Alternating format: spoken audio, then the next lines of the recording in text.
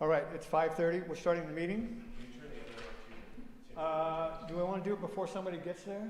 Yeah, whatever. All right. Whatever. Thank you, sir. Okay. All right, so the roll call for now is Tim Chiara is present, Linda Alexander. Here. Thomas Aceves is not here. Lisa Benavidez. Here. Thank you. David Eby. Here. Catherine Parankama. Here. Claudine Pedroncelli. Present. All right, we have a quorum. We'll do the Pledge of Allegiance. I pledge allegiance to the flag of the United States of America and to the republic for which it stands, one nation, under God, indivisible, with liberty and justice for all. All right, fantastic. Okay, the first thing we're going to do is welcome.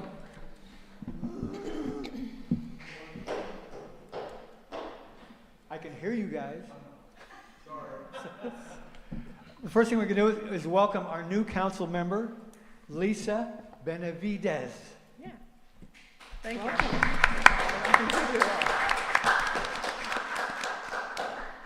All right. So we're at full strength right now. And we have the minutes. Has everybody had a chance to look at the minutes? Close enough? Do we have a motion to accept the minutes? I'll move. Do we have a second? A second. All those in favor say aye. Aye. All those opposed say no. The minutes are accepted. Thank you. All right, public input. You have 3 minutes to say what you'd like. Lynn, 3 minutes. You have to come up to here. Now, you got things that you're under control now? I'm serious. I'm serious. Okay, well, we had a shooting. We So- had gunshots. Yeah, did you hear it? I heard it last night. You did, okay. So, I just want to make an announcement. Nice Neighborhood Watch, Manzanilla Drive. It was Monday morning into Tuesday between 12 and 1 a.m. There was a big sideshow over by Nice Market with gunshots. And if anybody's out there in Nice hearing this, you got to be really careful being outside. There was a lot of gunshots. We've got a couple of cows there on Manzanilla. I was afraid they'd get killed.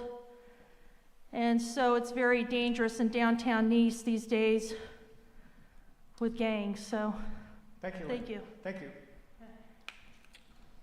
All right. Anybody else? Anyone else?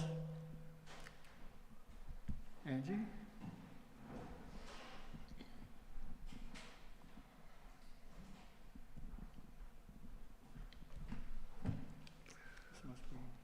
My name's Angie. I'm from the Narrows. I am speaking in there. Can you got me? Good. I'm from the Narrows Family Resorts. I had a bunch of emails come in wanting to know if I had any input on what was happening with the Rancho Nueva thing. I do not have any information on that other than I have not received anything from the county saying what's going on. But I do see that Juan and Amy are here, so maybe they could, if they want to answer that on what's happening over there, maybe they could. But I had told Tim that I would come and give any information that I have, and like I said, I don't have a lot of information going on, so maybe they want to give some more. Thank you, Angie. Juan?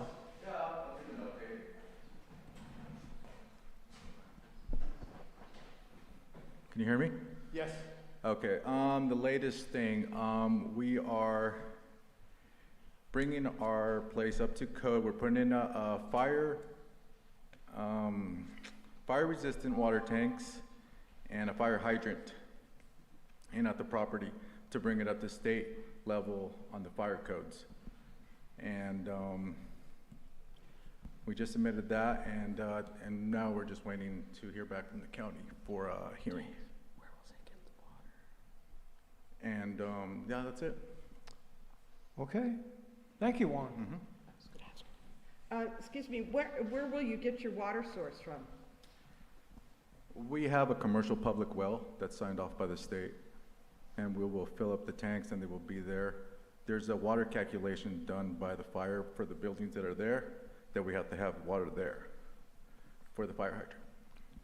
So this is, the amount of water you have to Store. have on the property is Store, is that's why the according to tanks need to be fire resistant, But it's according to the fire district.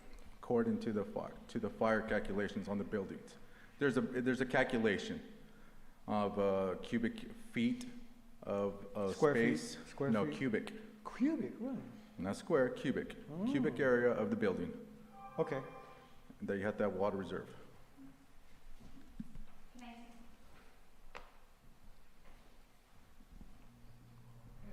I just wanted to ask a question. Do you guys have a water master already set up for your wells and everything for your state? We have the sign off to take our application in. We're waiting for one last signature for our, application.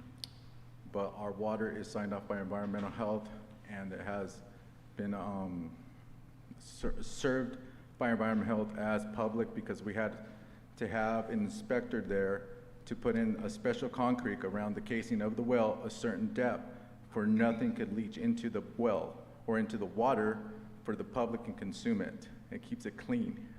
And we're the only ones in the whole area that have one. So that's a no on the water master?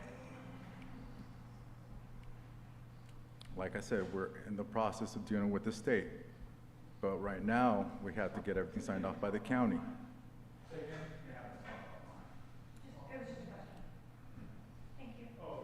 Thank you. They can talk to each other. Yes, I understand. Mostly I understand. Okay. I have one question. Do you guys have beach access? We do have a large shoreline. We have about 1,400 feet of shoreline of the lake. That's by the Narrows? It's after the Narrows. It's the famous rope swing that's there, where they filmed that movie, Magic. Starts right there. Our shoreline all the way to around the corner. It's about 1,400 feet. Okay, thank you. Thank you, Juan. Any other questions I can answer? No questions, thanks. Okay. All right. Any other public input? Okay.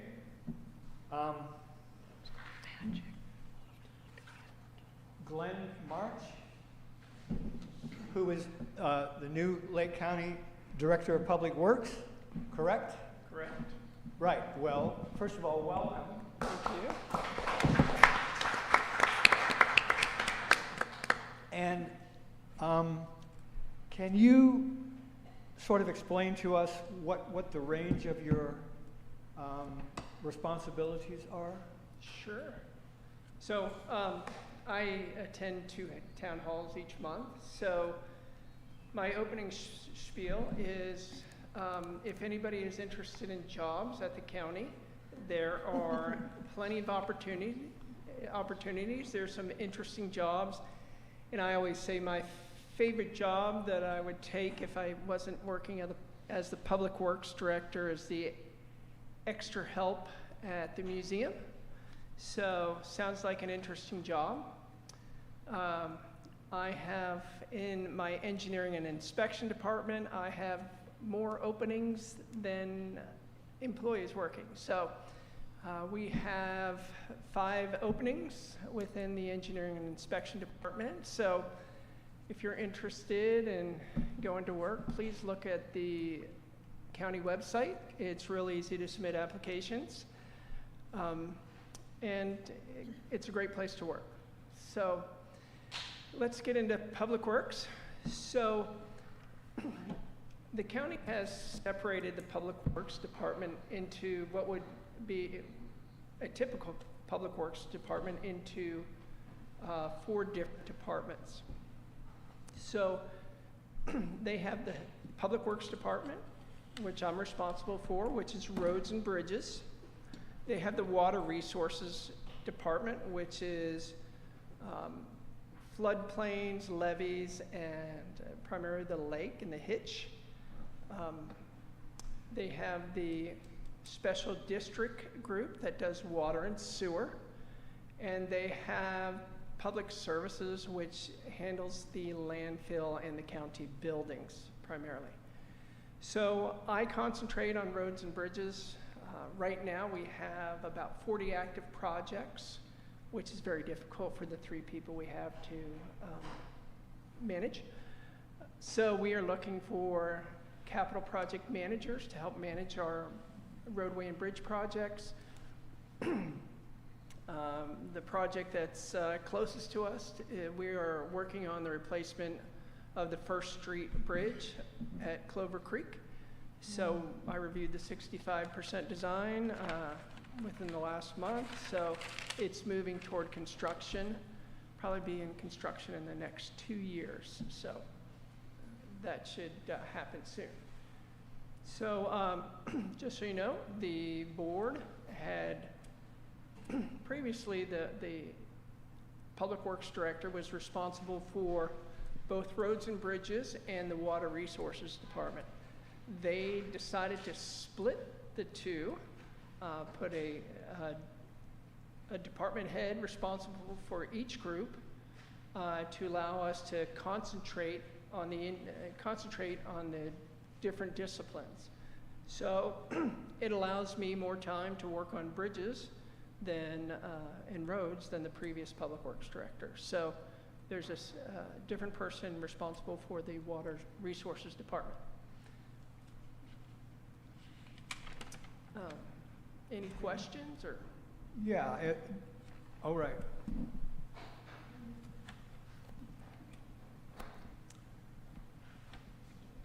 Tammy Alexei, resident of Upper Lake. And so Clover Creek Bridge, so you said up to 2 years. Will they be maintaining it in the meantime so that it doesn't flood again? They'll be maintaining the bridge that will not, so our Public Works Department, our Roads Department doesn't address flooding, right? We maintain the bridge. So the opening underneath the bridge that allows water to pass isn't going to change until we get it rebuilt.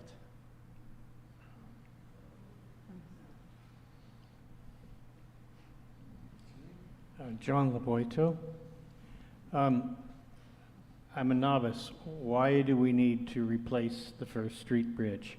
It was constructed before the levees. It was designed to take the full flow of Clover Creek. It has a wide span.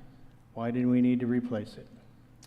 The flow under there is gate controlled from up at the top. So what they've done is done the calculations for the watershed that flows down to the bridge, and the new bridge will have greater capacity to convey water underneath it. It will have what, pardon me? Greater capacity to convey water underneath it. I'm questioning why that's needed. But I have a second question anyway, which is the relationship of your part of the department with the Water Resources Department. Because as it has worked in past years, if Water Resources needed to clean out a creek or upstream or downstream of these bridges, they had to get the county roads crew equipment to come in and do it. Do you have a relationship worked out for that? Sure. We have done work in the past month requested by the Water Resources Department. So we work together. They submit requests, and our forces for DPW addresses the work they identify. Thank you, John. I have a question. My name is Claudine Pedroncelli, and I've been working on school safety with our roads. We have the 3 elementary, high school, and middle school it's, you know, circumference is about several blocks long. And we formed a committee because I had spoken to Scott DeLeon, it's been almost a year ago, regarding the need for traffic control and the safety of crosswalks.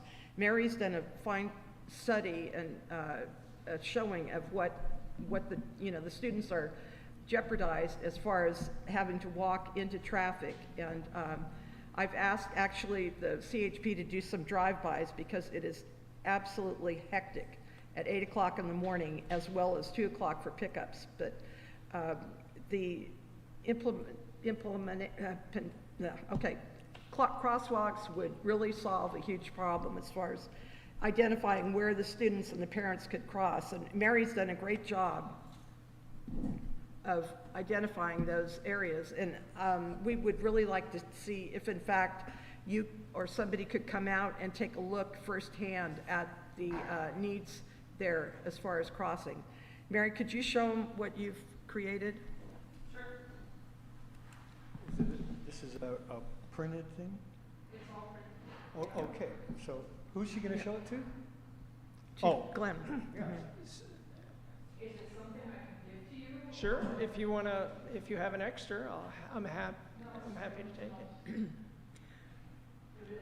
Okay, well. But it's something that needs to be addressed, and we need to know how we're going to go about. Sorry. How do we get this to move forward? It has been on the topic here for what? 2 years, a couple of years. Right. So, so we have a project right now that's going to address 11 areas for crosswalks. I'm uncertain which crosswalks we're going to address right now. If you reach out to me, I'll let you know. Okay. So right now we have $47,000 to do some preliminary engineering. I've met with our consultant within the last 2 weeks. Our consultant last week went out to all the 11 sites and is doing a preliminary design, a very conceptual design of where we're going to do these 11 crosswalk, 11 areas of crosswalks. And I'm going out Friday to review his work. So once we do that, we're going to have him estimate how much it will cost to do the final design and construction and request additional funds from the state. And we are going to submit another, what they call a Highway Safety Improvement Program funding application on September 9th to address additional safety work. I've asked my engineer to identify what is our next project, and that will come from the Lake County LSRP, Local Road Safety Plan. So we'll be submitting another one on the 9th. So we are working on crosswalks. Are you aware of this project and this need? Because as far as the junior high, they have to cross over to the high school every day for lunch. And right now they're going down and across, and the hub, which was originally there, is being restored, and administration will be there. So it's very dangerous for those students to walk across, then walk up, when there's a natural, Mary can show you the picture of where a crosswalk would be, so they're right on the sidewalk on the other side, so that they don't have to travel through gravel or, they're safely on the sidewalk and can go right around to the cafeteria. And the Do you know if any of the schools are part of your plan? It's all around schools, all 11 sites. So. Okay. Is there a location where we can find where those 11 areas are? You'll have to reach out to me. So if you reach out, Do you have a card? Email address. Sure. I'll take a little picture of that. I actually, and then the other issue is leaving the kindergarten wing. The traffic is unbelievable in the morning, as I said, and at pickup. And what's happening, Mary will show you, that there's a right turn only. These folks pull right out into, to the left, and it's something, I already witnessed one rear end because it's just so congested. There's no ample parking, and there's no designated crosswalks for the parents to walk their children to the other side of the road where they have to park because of the limited parking. So, as part of our project, there'll be push buttons that'll activate, we call them, yes, I'm hiring you. We have an engineering position for you. So each crosswalk area will have those, to get people. What about in the meantime, before those are, I mean, can someone come out and just see where a safe crosswalk would be between the junior high and to the high school, and then look at the congestion at the elementary? Because the other problem is that if the parents are parking on the roadside, and if you're coming the other way, you have to pull over across the double line to get by the parked cars. I think Mary's got it indicated on there. So it's a complicated situation, and we've been waiting, and I really hope that something comes about in the very, very near future. Yeah, I'll be out Friday. That's my plan, to all the sites. So I will look at that. Okay. So- Will you let us know, and then I'd be gladly there, or I can let you have this. This young lady's going to email me. I can let you have this. Yeah, Okay. and I'll return it to you. Okay. So when you email me, provide me your address, and I'll drop it back off. This one is a very important one. It should have been planned when the school was built. Okay. Okay. This is not there. Okay. And kids and adults are crossing here constantly. There's no stop sign even. Okay. Okay. just the right-hand turn only? Just right-hand turn here, right-hand turn here. Mm-hmm. And people whip out here on both, they turn left and right. Mary, can I ask, do you have electronic versions of that? No. Can I'm I not- volunteer to scan them up and send them? Sure. So that we can keep the originals and that we have the electronic trail? Yeah, I wouldn't trust me I either. do cut and paste, I'm that generation. That's okay. I will volunteer to do that. Okay. And then if you have a card, so we can start an email chain. So and- actually, I don't have cards because people will contact me. Okay. Do you, Glenn, do you have any idea, time-wise, when you'll be in the Upper Lake area? Hopefully Oh, Friday. you mean on Friday? Or No, just to make your observation. Friday? Friday, okay. Yes. So Glenn, you can confirm that Upper Lake is one of the 11 areas? Or do we need to check on that? Well, Because you said on Friday you're gonna check the 11 areas. So am I just going- want to make sure that we're all, is Upper Lake, when you send me this, please include a question about what schools in Upper Lake the project addresses. okay, I can do that. They're all right next to each other.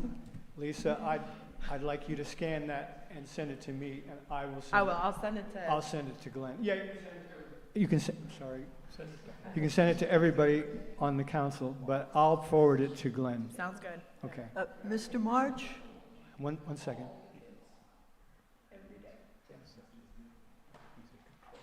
That was just a side. So you're going to give this to Lisa? Can I do that right now? So you trust him? I know you guys don't trust me. Mr. March, I followed, But thank you. I'll look at it. Thank you, Mary. Kate, did you have a question? I just had a remark, actually. Mr. March, I followed the peregrinations of this topic for the last 4 years very closely, and you might be advised to know that Claudine is a member of the Upper Lake School Board, and that this intersection is a convergence not of one school or two schools, but an administration as well as the campuses.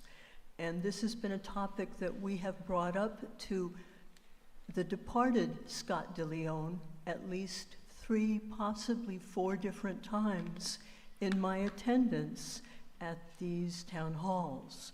And we have been deflected and deferred and perhaps even ignored as to the importance of this.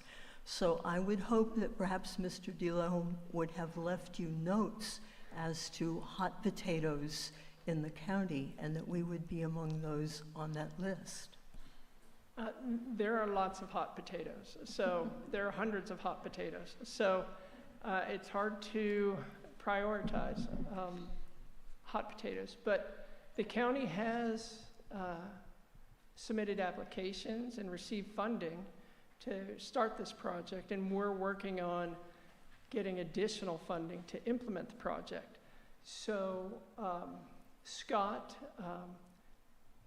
did make efforts to implement the project, and as I said, I've met with our design consultants several times within the last 3 weeks to get this project advanced, and we have an engineer dedicated to amongst their other 10 projects, they are responsible for delivering it, and I think we'll make progress. Okay, but you appreciate that we've been watching with apprehension about the health and well-being, even the life of children coming and going on those intersections. And I think that's why Scott prioritized the pedestrian crossings at the schools, where if you look at the Lake County APC website, there is a document called the LSRP, Local Road Safety Plan, and there are millions, tens of millions, if not hundreds of $1 million worth of projects in there that the county could have chosen from to implement, but he recognized that the crosswalks near the schools was a top priority. So I think everyone should give Scott credit for the effort he's made to get funding to initiate the projects. I'm uncertain. I have not researched when that application was submitted, but I'm sure it was submitted at least 2 years ago or longer, or 1 year ago or longer. So I wish he would have, related that to us, because we feel like we bring this up, and I think people have talked about the fact that our town halls bring up subjects that are continually there and without resolve. So I would appreciate the fact that you will be out to look on Friday, and hopefully we are on that list. That's a sticking point in a lot of our discussions about the transfer of information, I suppose you could say, that you have projects that that concern our area, and you might even be working on them, and we have no idea. So if we bring our concerns to you as a public servant, basically, it's if you can do it, tell us. If you can't do it, tell us. But tell us nonetheless. So, just so you know, the board has directed me and my department to put together a capital improvement plan. As part of that, we're going to list all the capital improvement projects that we intend to do over the next 10 years. And so that will be your window into the workings of the Public Works Department. So that should be available hopefully in the spring. It's a major task to put a capital improvement program together. And that is your best window into the department. Unless you send me an email and ask. Yeah, I'm just, is this capital improvement plan, this is going to be posted somewhere to be looked at? Correct. Okay, and how will we know when and where that time is? So I don't know how Susan, our CAO, intends to present it to the board. However, in the past, what other agencies have required is that we present the capital improvement plan to the board in 2 working sessions so they can become familiar with what we propose, and they have the opportunity to ask questions, and the public gets the opportunity to provide input. And then at previous agencies, that document would be part of the annual budget. So there'd be opportunities to give input during working sessions at a public meeting, and there would be opportunities to give input as part of the annual budget process. So if I'm understanding correctly, does that mean that if we watch the agendas for the Board of Supervisors, that might be the best place to look? Correct. Okay. But at some point, when this plan is approved, it should be available for per usal, right? So typically, capital improvement plans are posted on the website once approved. So they will be available on the county website. Underneath Public Works, I don't know that we've decided that. where the actual documentation will end up. Correct. Okay, but this is obviously something that's coming in the future. Correct. Fairly close in the future. Oh, Oh, the next 10 Yeah. years? no. What about, So the plan is for 10 years. Yes. I believe in the spring that it will be presented to the board at a public meeting for them to review and provide input to staff. They ultimately approve it, and it gets approved annually, where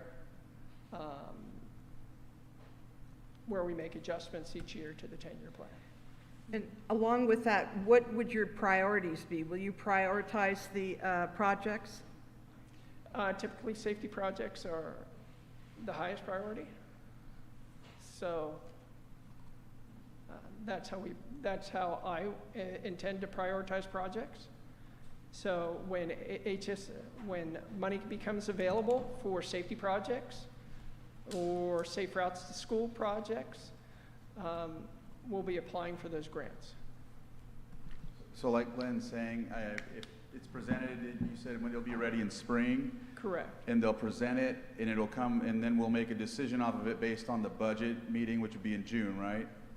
I'm thinking, that's how my Yeah. mind's thinking of it. So what ideally we should do right now to plan for it is, once they submit that or have it ready, we should ensure we get it to you guys for a meeting so you can give your input, so that when it comes to us in the budget, I have yours, CERT's, and EARTH's, and I'm like, well, in this area, you know what I mean? Then I can advocate to that when we finalize it, if that makes sense. But again, I think what you all are really wanting is to have it here and not have it posted and not having a way to give that input. So I think we're ahead of it right now to where we know that I'm going to talk to Susan about possibly having this opportunity for the town halls and municipal advisory committees or whoever else to have a look at it in between that time frame. Right. Because that's the whole reason for these advisory boards, is so that you can have input on things like that. That gives me a chance to, hash that out too in board meetings. Thank you, EJ. But in terms of spilling paint or rearranging curbs and markings and postings, I'm hearing that still there's going to be nothing done on this school intersection until after June of 2025. Is that Is that the time point that I'm hearing? So, right now, I don't have a schedule for it. Right.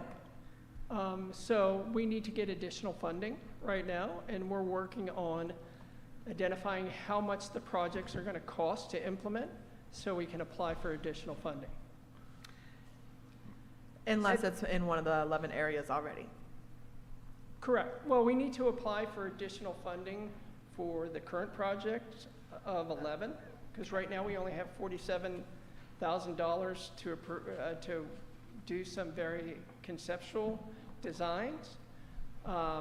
So we need to get additional funding for the final design as well as construction.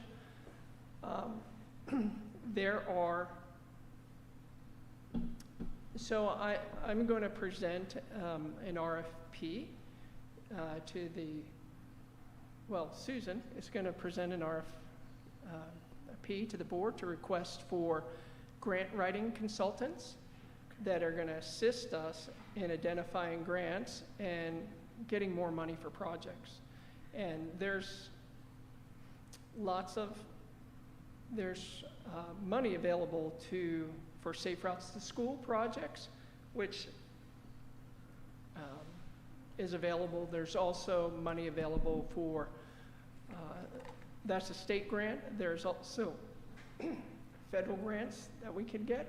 So we're going to get the assistance of consultants to get money for all types of projects. Okay. May I ask an additional question? I noticed that all the streets have been re-striped, and I drive by the old crosswalk, which the students are using from the junior high to the high school, is very faint, and again, they're walking through a unsafe location now because of the administration building will be moving there, and there's going to be a lot of traffic. And I think one of the pictures that Mary showed, I mean, what does it take just to put a yellow stripes to identify a safer crosswalk for the students? Okay.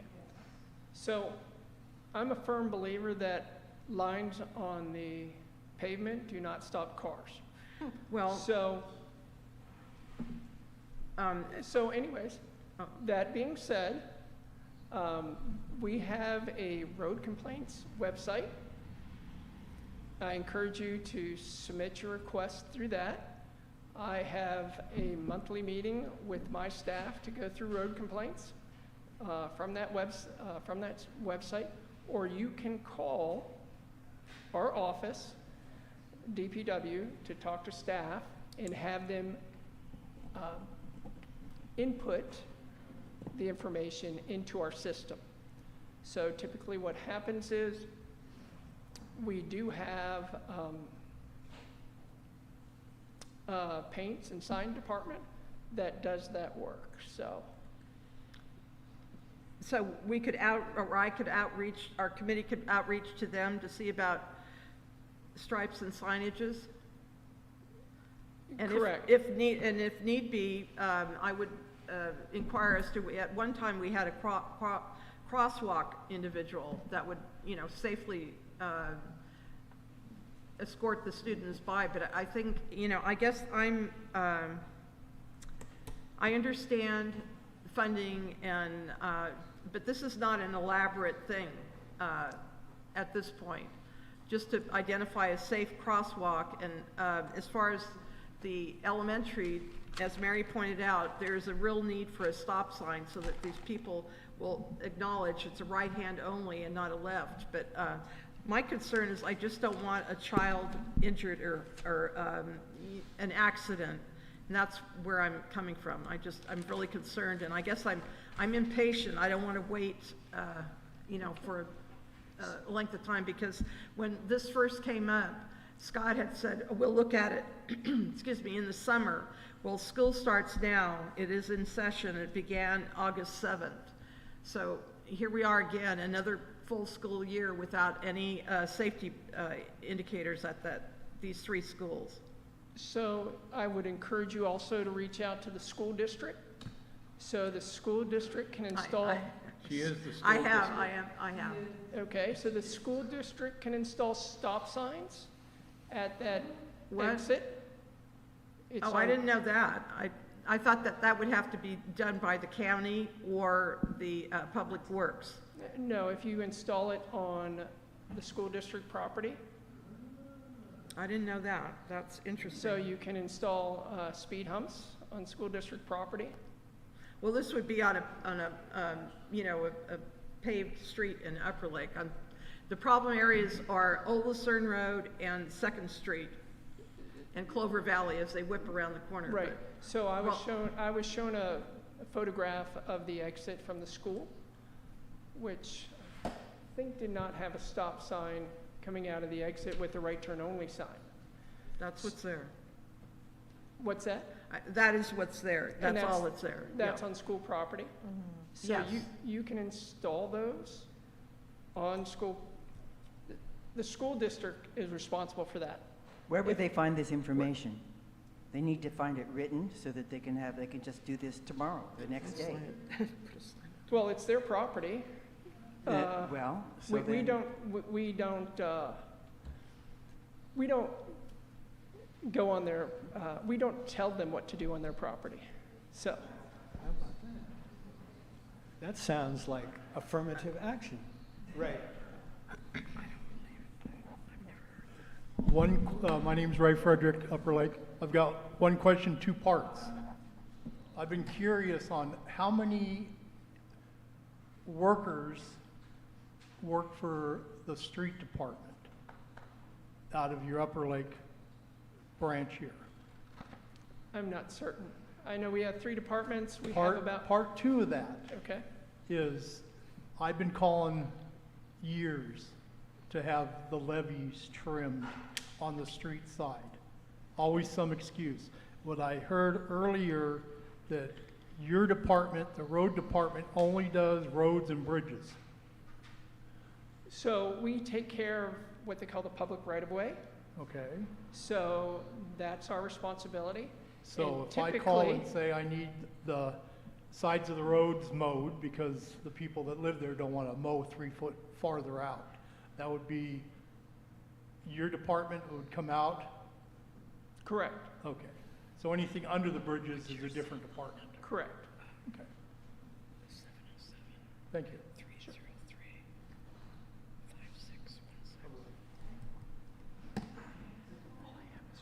On Clover, the bridge, Correct.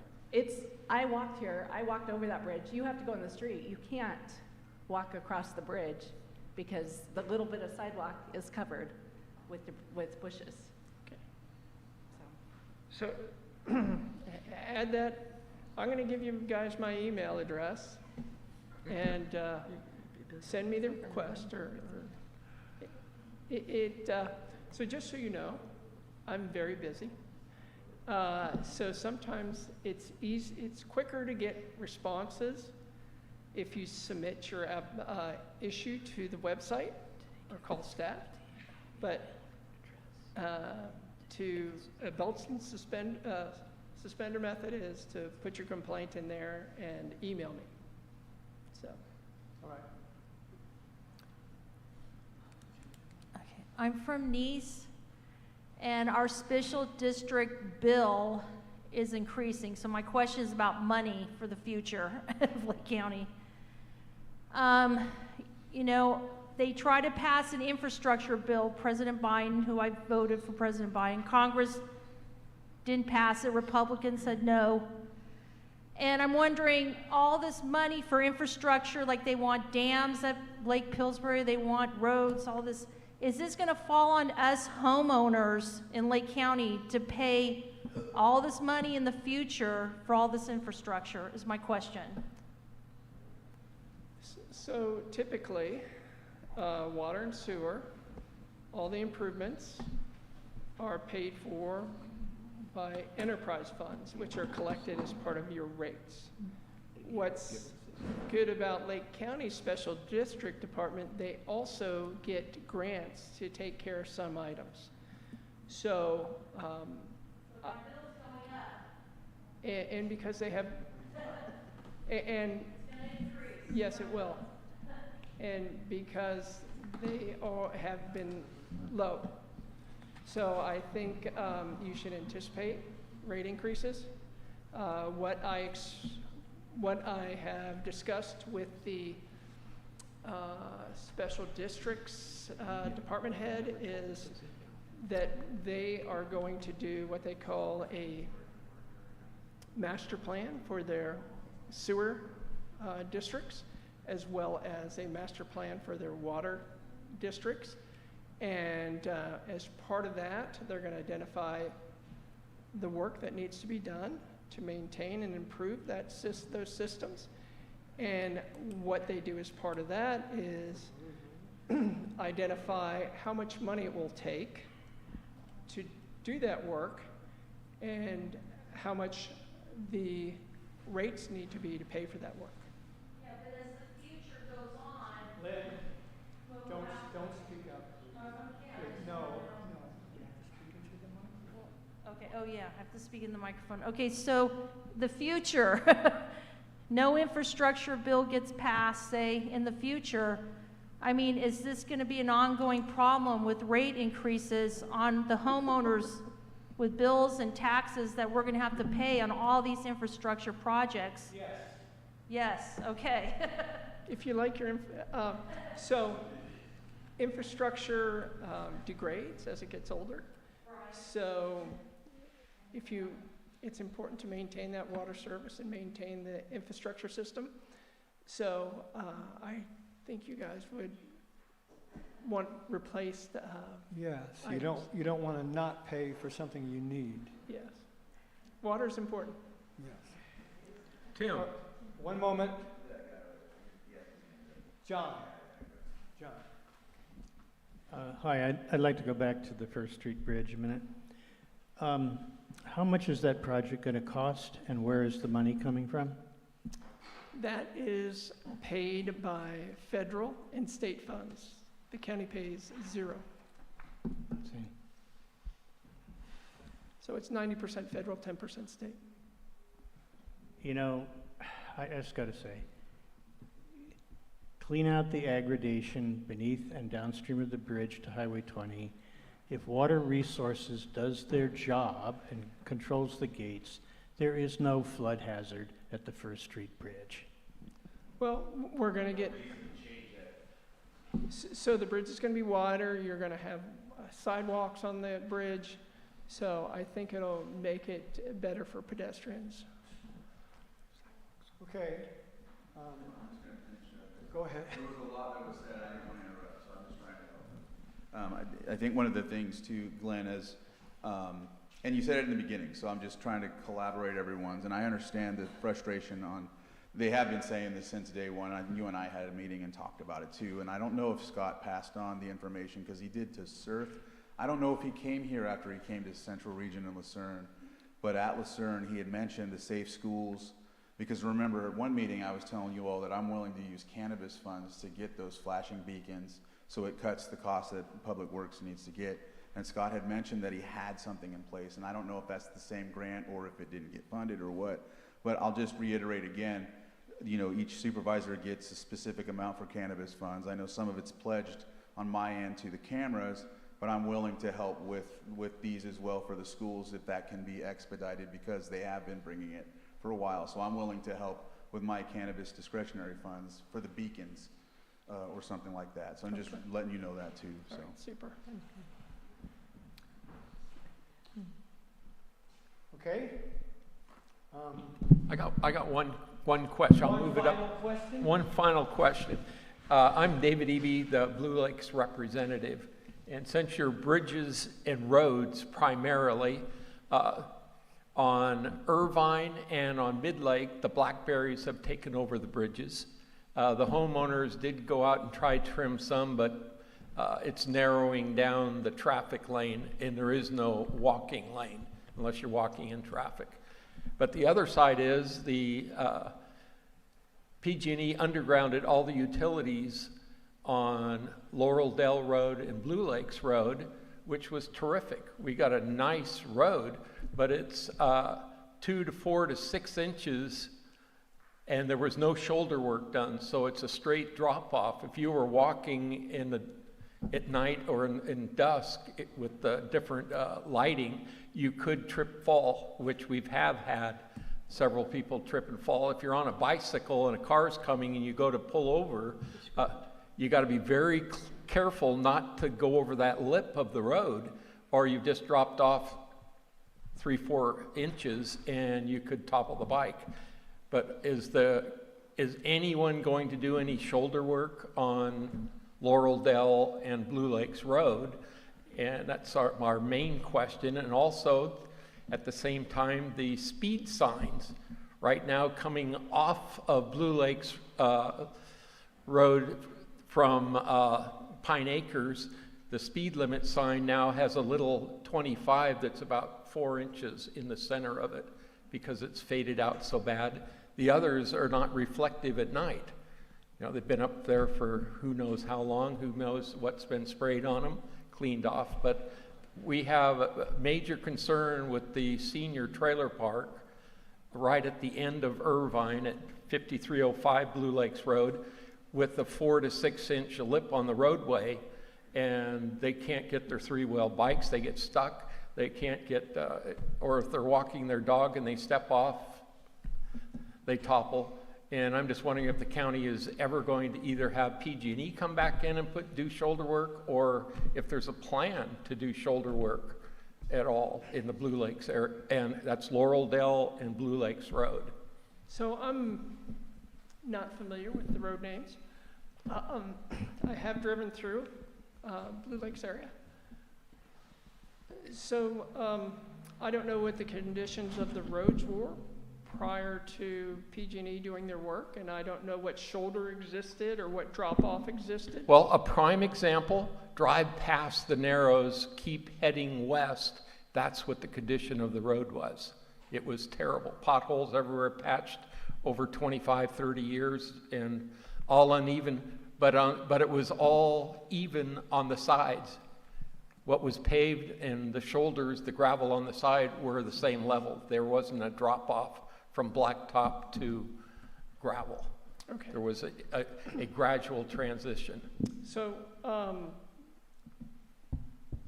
as I said before, submit your concerns through the road complaints webpage and send them to me. As far as signs, make a separate request for signs. They're easier to do because we have a staff that does that. There was a suggestion from a resident that we make the road that goes behind Blue Lake a single lane road. So that may be something that's considered in the future. Submit your requests, and I think the signs would be easy to take care of. Right now, there is no plans to take care of the shoulders, but we can take a look at it. And right now, I'm not going to make any commitments to do that work until I understand what has happened out there. Yeah. And the same thing was said by Scott. The same, we responded, but yet the signs are still there in no this shoulder. This guy's going to do better. One can only hope. Yeah, our staff is very busy. I think Lake County residents are blessed with a road department that actually takes care of its own roads and does our chip seal projects. Very few counties within the state have crews that actually do pavement rehabilitation. So I think Lake County residents should be pleasantly surprised that our group does that work. Just to tag on with what Dave said regarding Blue Lakes Road, because, like I mentioned, I am on Blue Lakes Road. So I did file a complaint regarding the speed limit signs, because they are non-existent on our portion of Blue Lakes Road. And now that they are doing that big road construction project over on Highway 20, everyone is using Blue Lakes Road for a shortcut. So between the hours of 3 o'clock and 6 o'clock, it's a road race down there, because now that we have this beautiful repaved road, The cars are racing 40 miles an hour through there. So when I contacted CHP as well as County Roads to find out, okay, what can we do about this? And they said, well, you know, there are speed limit signs out there. And I'm like, no, there is not. And so did ask them to put in a complaint regarding, can we get some at least speed limit signs out there? This was about 3 weeks ago. So I'm just curious, how often do you guys meet to go over those complaints? Once a month, but right now we have a tremendous list. I've been here a month, since July. Okay. So. I'll make sure I fill out another one and fill out another one, but also send you an email email. me. What's that? And send you an email. And you're going to offer your email now? Yeah. Okay, ready? Yes. GLEN, period. March, M-A-R-C-H. Closer to the microphone, please. I don't know that I want everybody online to hear this. Again, GLEN dot March, M-A-R-C-H, at Lake County, CA, gov. It's scary, so many people have the best design. Lake County. The price of fame. .ca or just CA? That was Lake County, CA, all one word?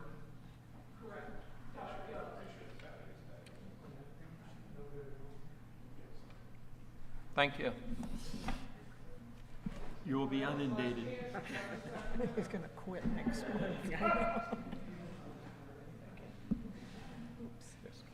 Okay, last chance, I'm driving to Sacramento. Anyone? Anyone? Okay. Oh. I just have a general question. Do you live in Lake County? I do not yet, so. Are you familiar at all with Lake County? You're getting there. I'm getting there. Before I accepted the job, I drove a lot of Lake County, so I understand I understand a lot of the concerns. So. I was just curious. Yeah. What's that? Yes. Yes. Will you come and visit us again? So I attend 2 town hall meetings a month. So you have to get on my, Get on invite me, and I come. So. Thank you. Easy peasy. And I've met with Glenn, and there's already like a lot of solutions that he already has in place. It's just, you know, it's only been basically like, what, a month, like you said, Glenn? Yes. Yeah, and so like my meeting, we've talked about some things that I can't really get into yet, but I'm like, really, you know, these are some solutions that I know that can help. It's just refreshing to have someone that has a full thought process on just the roads, whereas before, as you knew, we had, you know, someone in charge of different departments. So, so I'm just reassuring you that I've met with Glenn, and there's some things that, you know, I really want to happen that may not, not in regards to this stuff, but I understand why, because he's explained it to me, you know. So, but either or, he's got plans, and I'm hoping that these things can get worked out sooner rather than later. But you know, just reassuring you that he is working on these and has been. So. I just have one final, should be an easy one. If someone were to submit a complaint today, you mentioned that you have a pretty significant list, and so I want to make sure we're setting proper expectations.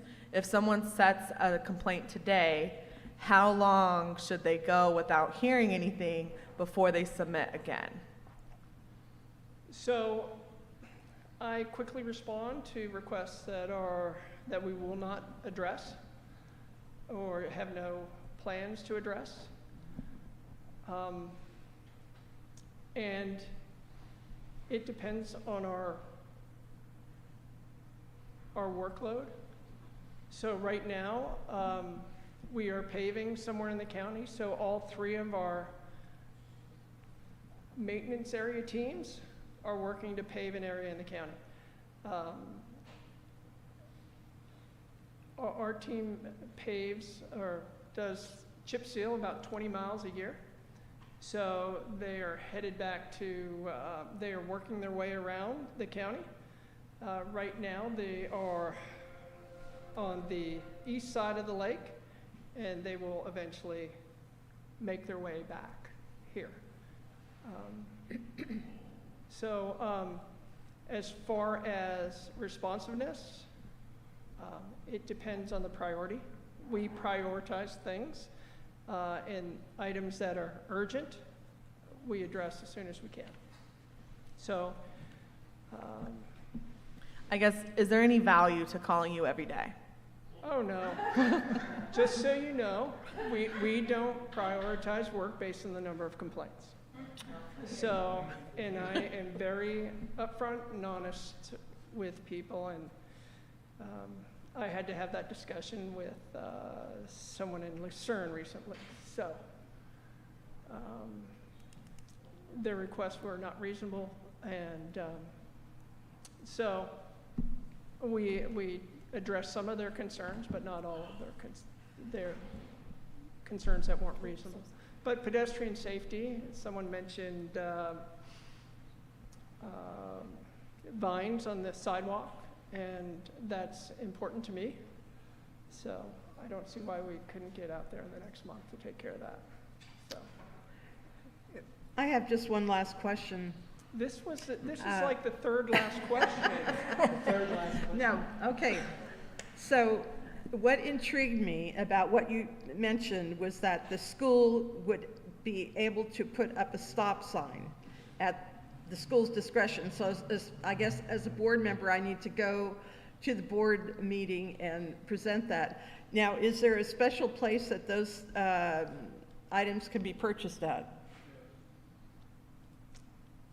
There are tons of places where you can order stop signs. So, and, you know, if you guys want to install speed humps on your property, we will not provide any, we will not, that's out of our lane, so we will not provide you any direction or input. So that would be limited to the school property, not on the problem streets that we're talking about, First Street, Second Street, and Old Lucerne Road. Correct. So just so you know, if we change if we get a request to change a speed limit sign or add speed humps or add a stop sign, a traffic study is required. And traffic studies are several $1,000s. In another county, I was paying $8,000 to $10,000 for a traffic study. So they're expensive. And currently, we do not have a traffic engineer on staff. So I will be, in the next month, I'll be searching out traffic engineers as part of an RFQ, request for qualifications and proposals. Was that John Everett? Was it the? John Everett worked at the county, I think, until March of this year. Boy. He was a licensed traffic engineer. Yes.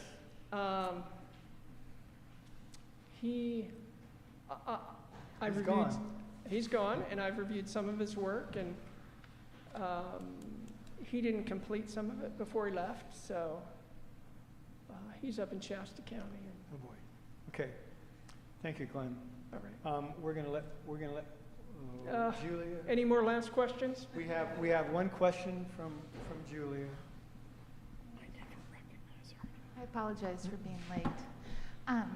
My question is about storm drainage, in particular here on Main Street at the corner down at the other end of Main Street.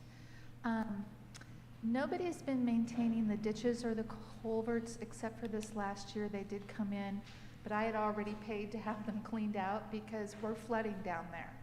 And part of the reason we're flooding down there, it's complicated. There's many variables, but your specific department reason is that the culverts have holes in them, they're collapsing, there's sinkholes in the road, my properties are flooding, and I'm wondering how we can change that and better our community and replace culverts that I've been talking about to, it started with ex-supervisor Steele,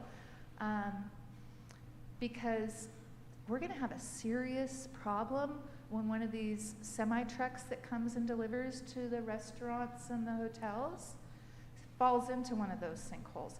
They get bigger and deeper every year. They've been marked, I've marked them. I've also been cleaning out the county ditches. And I can't afford to do that anymore. And I'm wondering when the county will actually take some action at that end before we have more necessity for pumping, because there's not, just so you know, there's no fall on the culverts. I actually paid somebody to come and tell me if there's even any fall, and there isn't. So we're really up against a wall down at the other end of Maine, and I was hoping to meet you and talk to you about it and possibly find some remedy, or grants or something. Thank you so much. Sure. Thank you, Julia. All right, any more last questions? All right. I'm headed to Sacramento. All right, Glenn. Thank you, everybody. Thank you.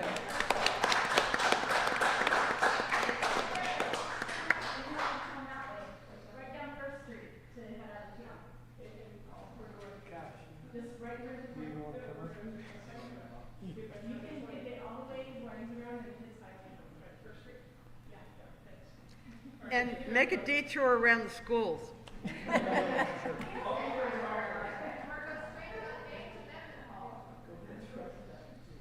I think we have Marcus Beltramo here from Code Enforcement, and I know it's getting kind of late. Hopefully we can get something going. And I think we're going to sort of, because Dave has a little presentation he wants you to see. Yeah. So maybe we can do that, and you can sort of do your commenting after that. You know, however you guys want to proceed. Do you want to come up here, Dave? But the one comment I do want to make before Dave starts is Director March. I had a meeting with him today, and I just want to reiterate what Supervisor Crandall said. It's a refreshing conversation to hear his ideas and his thoughts, and I think if you just give him a chance to kind of get his bearings, settle in. He's bringing some outside ideas into this county, so I just hope you guys give him a chance and just give him the opportunity here. So I think it was really refreshing to walk out of his office today. So.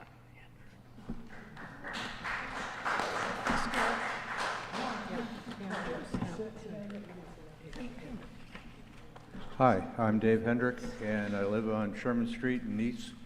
And what we've done is we've made a map and taken pictures of all the garbage that's around Pile Road. And we have a map of all the sites, and I'm able to project it, and I really appreciate the opportunity to do that. If I go too fast, tell me, and I'll slow down.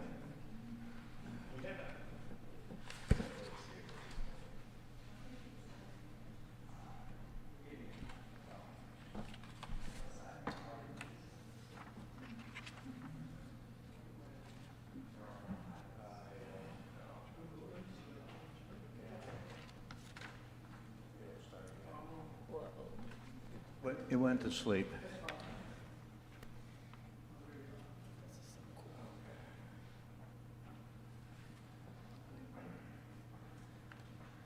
Okay, this is the area. This is Sentry right here in a traffic circle, and this is all the area. This is Pile Road right here, and these are all the things that we have identified as a subcommittee we formed last meeting. Mike and Dana and Joanne have been working on this. We've been at it for years. And these are just some of the, it's going to be a little slow apparently. Just some of the areas. This is my street. I live right here, and this is stuff that's everywhere. Oh Christ, it's going to balk at me again. Well, I will. Any rate, this map is just points. Most of the things are 3 garbage bags or more, and some of them are full pickup trucks, some of them are dump trucks.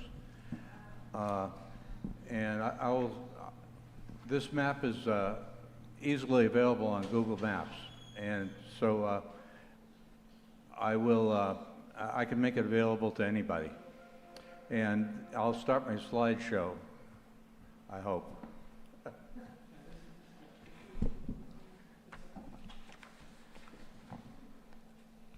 Yeah.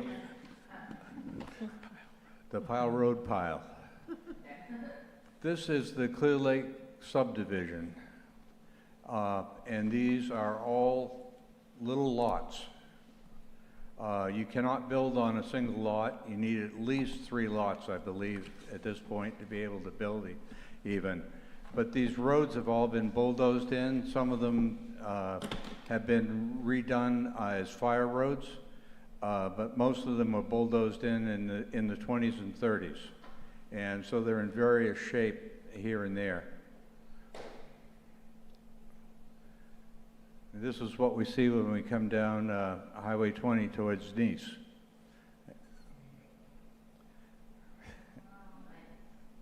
This is one of the guys that's living out in the woods. His truck he drove it into the ditch accidentally one night. This is just the other one is a dumped car that we found in the woods. I'm sorry, I got a little sarcastic. This is Queenie's abode up there, and she has 7 dogs or 8 dogs, and they run free a lot of the time. This is right down less than a football field length from my house in the woods.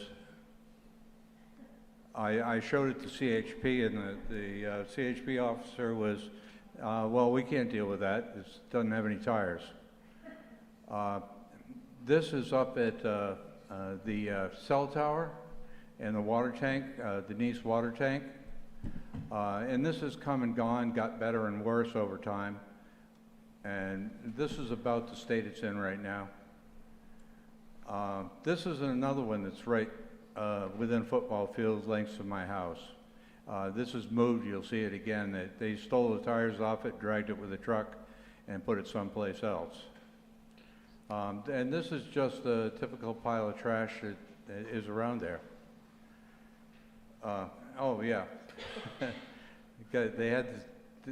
I was out one Saturday afternoon cutting brush, and a guy drove by with this on his truck, and I found it a little bit later. And there's a pile of trash over the bank behind it. This is where Cody lives, and he's had various piles of trash around his place too. But typically what happens is these people will move in, they'll stay there for a period of time, and then they'll move out and leave all the trash. And this is up at the cell tower again from a different angle. I got a GPS camera so that I can put GPS coordinates on the pictures, and I thought maybe that would help the county out in knowing where to go to pick it up.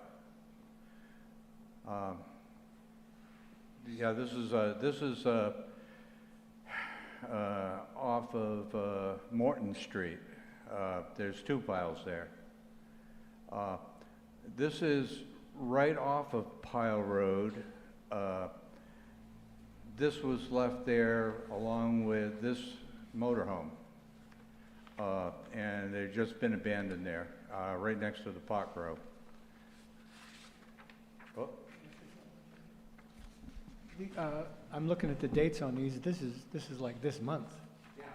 Okay, these are all pictures from this month. A lot of them are very recent.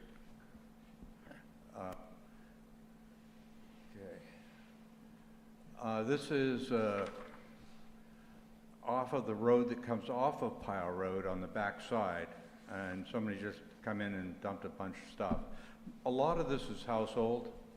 This looks abandoned. I didn't actually go up and make sure it was abandoned. There may actually be somebody living in it, but I'm not going to a lot of it, I don't actually dare to go check it out. These cars have been there for 2 years, yeah, I think. The van in the back started a wildfire, and they burned it out in a pot grow up there, and it started a wildfire. The other one just showed up there because there was one beside it, and needed to have a company. This just started this spring that I know of. We hadn't been over that way because the pot grower closed down the road, put a bunch of brush across it so we couldn't get through, and we just had gone back up here and found this guy living in a trailer. He's got a generator there and a cat, and obviously living there, but I didn't stay very long. This is the pot grow on right off of Garden Drive. It's growing pretty well right now, but it looks like there's quite a lot of value there. These are Queenie's dogs. They were down in Mike's lower yard where he keeps his trailers, and they were just running free. This showed up across the road, and it's been moved and turned over a couple of times. It's been there for quite a while now. I reported it to CHP. I don't believe they even came up and looked at it. This is a pile that showed up this spring, along with this.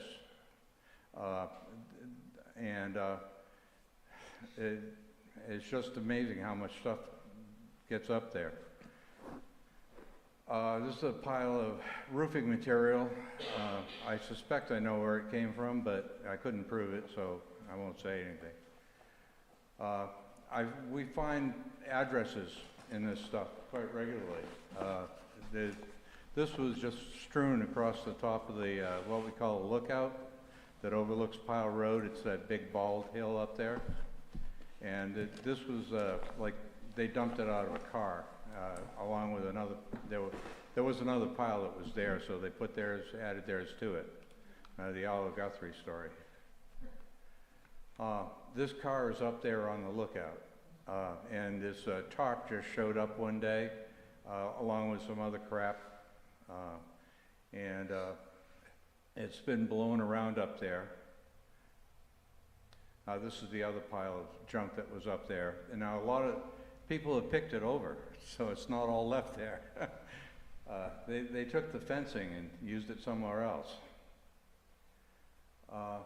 Oh, this was a stolen car that was used in a crime. I reported it to CHP, and they said to not hang around it and be careful around it. And they came within 2 hours, which is pretty quick, and then the sheriff towed it away that day.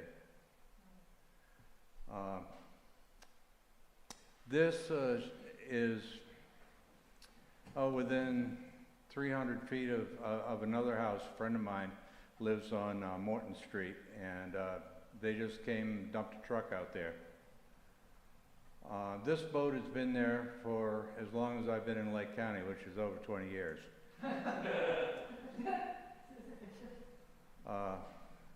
Yeah, these piles, there were people living in the woods right in here, and I believe Marcus got them out of there. And when they left the piles of garbage there. There's that trailer I was telling you about. It's added to the other piles. This all started, the guy that's living in the field across from us was dumping stuff at this place, and it's just been building up ever since. And that's the same place. This is just another view of it, and more of it. And this is right next to my friend Jim's place. He works for Central Garage. I lost my mouse. Oh, well, I gotta go back. Okay. he lives right over here, and he's got a pretty good fence around his property. And this stuff was all in a trailer. And apparently somebody needed the trailer someplace else, and all of a sudden the stuff came out of the trailer and got put in these bags. And beyond that, I don't really know, but it's still there. There's a bunch of other garbage around here, and we've definitely seen rats in this mess. Any rate, Dana and Mike and Joanne and I have been working on this for a long time. It's been a major effort, and just being glad to be able to show people what it is. It's just everywhere up there. Okay, that's it. Thanks, Dave. Good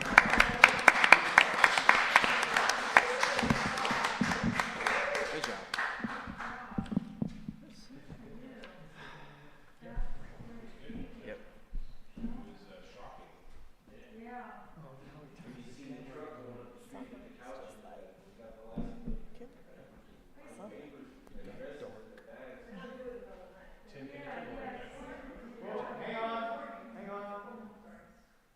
Yep. Thomas, did you say something? He's going to turn the light back on. Oh, the light, yes. Thank you, Mark. Thank you, sir. Okay, you're going to fix it, right? So, it looks like this gentleman has a question, real Which quick, or a gentleman? Oh, comment, Mike. and then I'll introduce myself. How'd it go with you and Queenie yesterday? 'Cause We will get to that. I could hear you clear at my house. Yep, I know. It was an event. That's how code enforcement goes. That's every day for us. My name is Marcus Beltramo. I'm the manager for the Code Enforcement Division for the County of Lake. And these pictures are accurate. This is what's going on up there. The pot grow has been addressed. Just this week, we got with the property owners. We went over it with them, told them everything's got to go out. The trailer's got to go out. You know, we talked to them about how to build a tiny home on that property. And it's over 3 parcels. 2 of them are commercial, 1's zoned for residential. So the pot grow should be gone here very shortly. Queen, I don't know if you want to start, but let me start with the dump piles. So when I first started, one of the first things that we did is that we went up into these Nice Hills and we took all those piles of trash and we collected them and we cleaned up the Nice Hills. It was about $6,000 to $7,000. That's how much it cost. And this is taxpayer money we're talking about. And When was that, Marcus? this is probably early 2022. We went up there and we cleaned it up. Within 2 weeks, those same sites, and we identified 6 main sites, and there was a few scragglers here and there, they were redumped on. That's how fast this happened. Now, obviously, we haven't addressed all those issues up there, but to address this issue, what we've done is we went out and got a grant, and we've been awarded that grant from Cal Recycle. All those spots up there have been identified. A map was provided at an earlier town hall event. They highlighted the areas of concern. We went up there one day. I went up there with Supervisor Crandall, this gentleman, and Mr. Hendricks as well. And we went to these sites. And we took that map and we submitted it as part of the grant package. That grant, we have been awarded that grant. We have started the process. Unfortunately, the supervisor that handles our grants for us is dealing with hazardous vegetation also, and a hazardous vegetation grant. We have over 400 hazardous vegetation complaints this year. So we have to finish those out because we're coming up on September, October, the higher fire seasons. After that's completed, then we have 2 staff service analysts, a code technician, and that supervisor whose main job is to start implementing the grant, cleaning up these hills. It's a 2-year program. So we aim to get majority of those issues out of there. Also, the board has approved a task force for the area. It's called COPTER. It stands for Community-Oriented Policing Targeted Relief.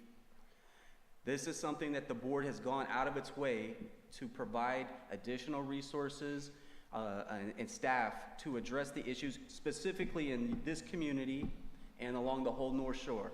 So we've been up here before. You've heard many county employees come up here and talk about staffing issues. The board sought to address this issue. I don't have a assigned officer for Upper Lake. I don't have an assigned officer for Nice. I don't have an assigned officer for Lucerne. We did have 2 officers assigned for Clear Lake Oaks under another task force, the Roadmap Task Force.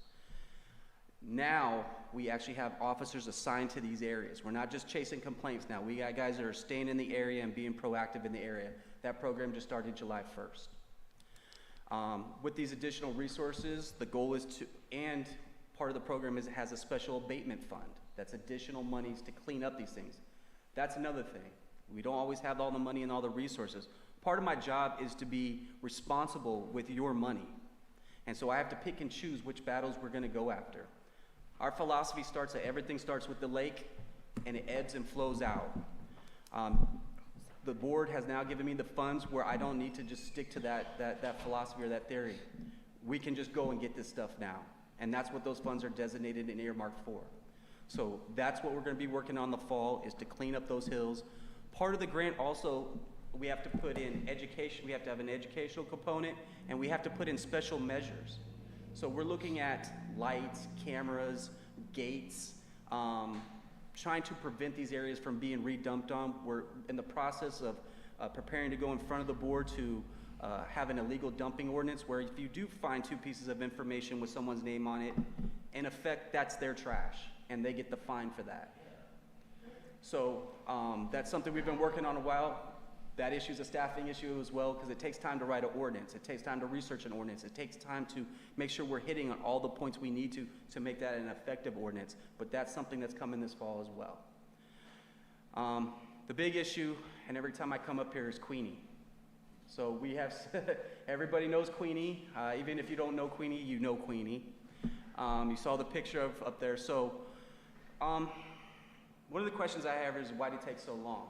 And again, it's resources, it's time, it's focusing money and using those monies. Again, I don't have all the money in the world. Lake County does not have all the money in the world. So we have to be responsible in what projects we go after. And we've gone after a lot of projects. We're in front of the board all the time doing lien hearings and cleaning up these properties. But Queenie, the time has come. Everyone here, every time I come to this town hall, we get complaints on it, we have concerns about it. She is in violation. We have contacted the property owners. They've given us right of entry. They said, go do what you need to do. They're comfortable with the liens that we're gonna attach to those properties. Those properties are worthless. We're gonna attach a lien to a property that nobody's gonna buy, but we have a special fund, and if this is the concern of this community that needs to go, we're gonna do it. And we already started that process this week. Now, bear in mind, I understand the issues with Queenie. I understand the problems she may cause some of you in your area. But understand from my perspective, there's a human component to this. And we're gonna displace a family. And so that's what's gonna happen here. So we're working with social services to see what we can do to get housing, because there are minors on the property. The animals, animal control will have to deal with that. I'm a dog lover. Unfortunately, that's just what's going to happen. But we have started the process. We were up there just yesterday. Again, with this copter program, we have a sheriff who's assigned to us. We went up there with the sheriff. We went up with our contractors. He did an assessment. The logistics of this is going to be a nightmare. I don't know how she got it up there. Apparently, gravity works reverse in that area of the world, and it's easier to go up than it is to go down. But we are our contractor is gonna get 2 excavators, lift it up, and he's just gonna have to take it down slowly, and as the grade changes, move the elevation of the trailer as we go down. One issue that we do deal with a lot of these abatements, trash, no problem. We can take trash, we throw it away. Rubbish, we can take that, we can throw that away. Recyclables, we can recycle them. But there are things that have value and personal property, and we have to respect their property and take that property and store it and allow them the ability to retrieve that property. In this instance, we're taking someone's home in a trailer. We've been working with the county and our other departments, but storing these items have been the hurdle for code enforcement, these bigger projects where we take their personal property and store it. We have all these yards, but I have not been given permission to use those yards for storage. And that's been the big holdup on some of these bigger abatements. But regardless, I prefer irregardless, but I've been told that's not a word. Irregardless of that, we are going to move forward. We are going to remove it. We're going to take it down. The board has given us special funding. This has been an issue that's a big topic around here, and that's what the purpose of this copter program is here today, and that's the main reason I came here today, not to address these issues, which these are real issues and they will be addressed. It's just to let you know that there is this program here. And if this community, this group here comes with issues, we can be responsive now. And when you have these issues, I think it's imperative that you come to this town hall, you voice those issues, you let us know, and then we will go ahead and address those if that is the will of this community. There's certain issues that I'm just going to address because they need to be, their health and safety, and they're impacting surrounding communities, and I'm just going to address those of my own discretion. But if there's something that is bothering you, that is a nuisance to you, a public nuisance, you need to voice it here, bring it to me, and if that's the will of this town hall, we are going to go do it. We did Queenie yesterday. She was not happy. She was very, she was non-cooperative. But she's been given plenty of notice. We've told her time and time again. We've red tagged it time and time again. We've given her opportunity after opportunity. A component of code enforcement is to be facilitated first and to give you the opportunity to voluntarily correct these issues on your own. She has not taken that opportunity, and a lot of decisions I make, I have to weigh things. And right now, the public outweighs Queenie, the humane aspect towards Queenie and the situation going up there. So we're moving forward. It's going to take a little time given the logistics though, but I think we'll be able to pull it off here, and we need to pull it off before the winter months. The pot grows, we've been going up down Powell Road and Highway 20, we've gotten a lot of them. A lot of them are just old bones. We have a cannabis grant that's going to address the old infrastructure. When it comes to cannabis, it's not just cutting plants. Anybody can cut a plant. It's not hard for them to move their plants. The issue is you got to take out the infrastructure. You got to take the water tanks, you got to take the high fences, you got to take the hoop houses down, the unpermitted electrical. And for me, the biggest issue is the unpermitted electrical with these illegal grows. They're not doing it properly. They're not doing safe. Exposed wires, not in conduits, not in the ground, creating a real risk. But when you go after these grows, you got to take it down. All that infrastructure we do need to get out of there. So hopefully I addressed all the issues in that PowerPoint. I gave you a timeline. Hopefully, if you have any more questions, I'm willing to answer, but it looks like we're in a position to start moving forward and addressing these issues of this community. And again, I do want to reiterate, if there are these issues in your community, this is the forum to bring them to. This is the forum that we are listening to. We're listening to CERT, we're listening to EARTH, we're listening to the Spring Valley POA. This is the place to bring it to, and if this is the will of the people, we're going to go ahead and use those funds to address those issues. I want to know where Queenie's sewers, where her sewage goes. So I don't have the answer to where Queenie's sewer is. I mean, she's in a trailer. She's in a trailer. That's it. We see her children walk away from the trailer for, in separate directions for 10 minutes and then come back, so I'm assuming they're pottying. I don't work in the world of assumptions, given my history and what I've done in investigations. I don't do speculation. Well, there's obviously not a septic tank there. I would, if I had to make an educated guess, I don't think there's a septic tank there. I think your assumptions, there's a high probability that here's the other thing.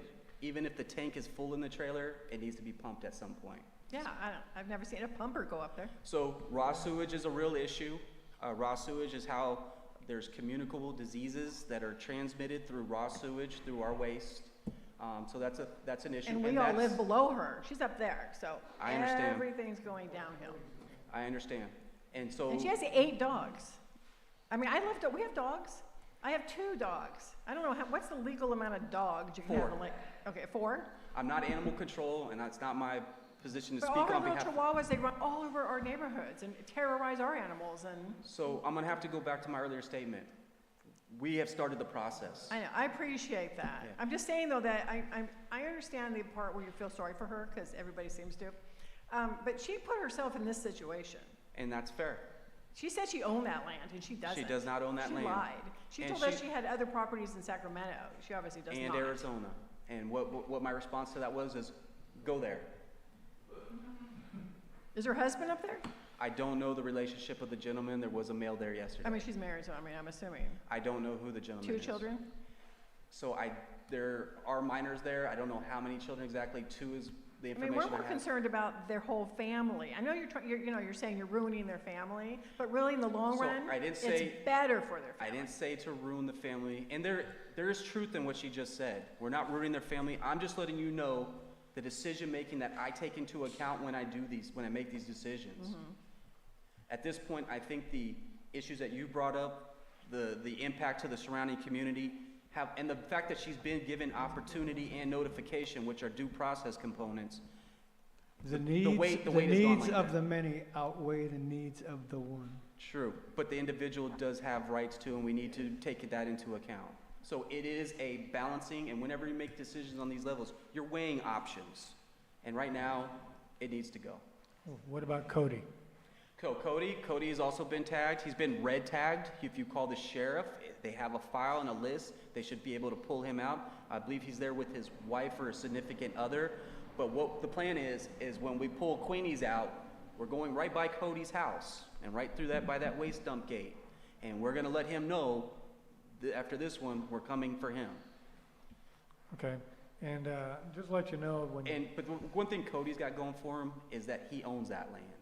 And he just needs to take that step and submit for building permits. Well, And I know, I hope we've so. been to the health I department. appreciate that.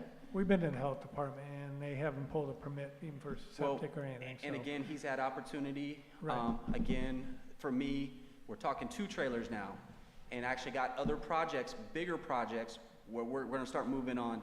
We're gonna be taking a lot of trailers, a lot of cars, a lot of personal property. I have to have a place to store it for 60 days by the law, give them the chance to retrieve it. If they don't retrieve it, then we can sell it in accordance with the county surplus ordinance. Well, we've been up there. We had Sherman Street cleaned up, drug a bunch of cars out. They were dragging the cars with an excavator down our streets. We maintain our streets. There's only 6 of us, or actually only 4 of us right now that maintains it. Okay. I have the equipment to do it. And I stopped the guys from dragging it, and I told them, I'll bring my car trailer. Load it on my car trailer, and we'll set it down on Lincoln, where they were gonna load it with a rollback. So we wouldn't tear our streets up. So they agreed with me, so I went up with my trailer and brought them down for them. So if it comes to that, I don't mind using my equipment to get them where they can pick them up without tearing our roads up.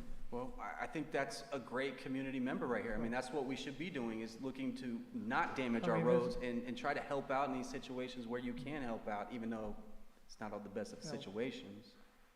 We got a tight community right now. No, and we help each other. I'm aware. So I'm just saying, I don't mind to help out, to drag a couple of cars with a car trailer if I can get into them without tearing the roads up. So as much as I wish to take you up on that offer, unfortunately, there are legal liability issues. If you do start acting for us, you become an agent of the county. We just can't do that. We have the resources, we have the contractors, we can handle this. I know. Put in for the last 30 years ourselves. So I'll take that into account, and when we talk to our contractors, we'll try to do it in the most responsible manner. Bear in mind, these are not easy tows. Some of these are recovery missions, and some of these are wedged in there. We may have to use some type of force. I'll have conversations with my contractors and make sure we do it in the most responsible manner.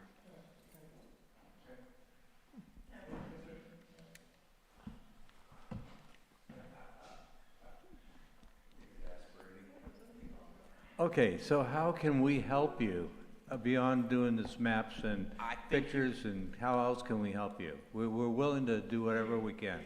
I think keep your eyes on the ball. I think what you did here is the help. Remember, our grant, the grant that we obtained for this county to clean that area up, was based on your map.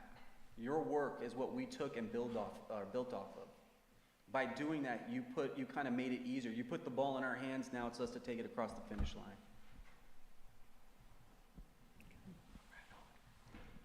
Julia.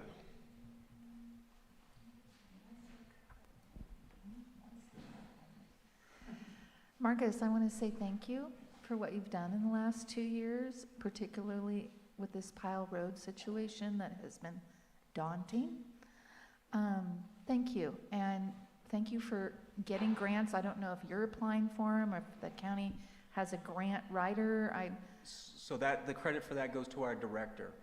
Our director, this is part of her initiative, is to get us weaned off general funds, have us to be self-supportive. And what she did is she hired a deputy administrative director who's come in and who's a grant writer also. And she went out, sought out these grants, and so that's how this came to be. So the credit really goes to our director, Maria Turner. Maria is a rock star. So thank you. And when next time I talk to her, I will thank her too. I just want to say thank you. Good work. Keep up the good work.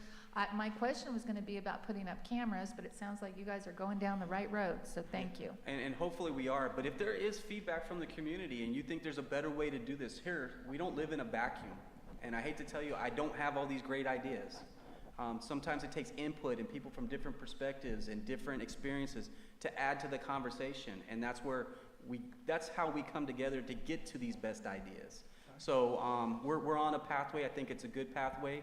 Again, with this copter program, we now have the officers and we have the resources to move forward on a lot of these issues. And as these issues start to affect your neighborhood and your communities, it's on you to come to this forum and to let it be known, and then we will move forward from it. Because that's, again, these programs are aimed at the neglected areas on the North Shore. We understand the frustrations. Trust me, I understand the frustrations. I get it all the time. I'm just not in a position where I can do much given the cards I've been dealt. We do what we can. But now is the opportunity to address these things. Lucerne and Nice are the target points for code enforcement. The sheriff gets the whole North Shore. Although the program was actually designed and built off the Roadmap Task Force, where it has flexibility. So we're not just stuck in Clear Lake Oaks for 2 years. Code enforcement's primary objective is Nice and Lucerne. That's the areas that we need to get to. Those are the areas that are being frustrated and having to deal with some of this nonsense that's going on over there. And so we're gonna focus on it. We've already started on some major issues, but just give us some time. Hopefully you'll see some short-term benefits. But we're going after this one. You obviously heard yesterday, that was what all the commotion was. But unfortunately, we're gonna deal with this. We take a lot of heat from a lot of people, and we take a lot of derogatory comments and a lot of actions, but unfortunately, we're at the point where it needs to happen now, and we're gonna move forward with it. And it's gonna be difficult though, but we're gonna do it.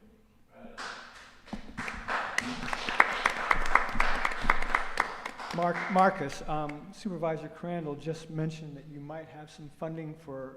Is it in the grant for cameras? I thought there was. So and I did, when you left the room, I hit on that. So part of the grant has an educational component, so it's about educating people about waste and the health and the safety issues that waste causes, what it attracts vermin that carries diseases, etc. But there is a component in there for prevention. And this is where Supervisor Crandall will probably be talking to you about this, is putting up, right now we've been looking at the high dumping areas where you have a pole, and if it's a motion sensor, and when you go by, the light comes on. And if it senses a person moving around it, it says, don't dump, don't dump, don't dump. You know, and it has a camera on it. Now, I don't know if we're moving forward with this, but there's one of the things we looked at. We actually went to an illegal dumping conference down in Oakland.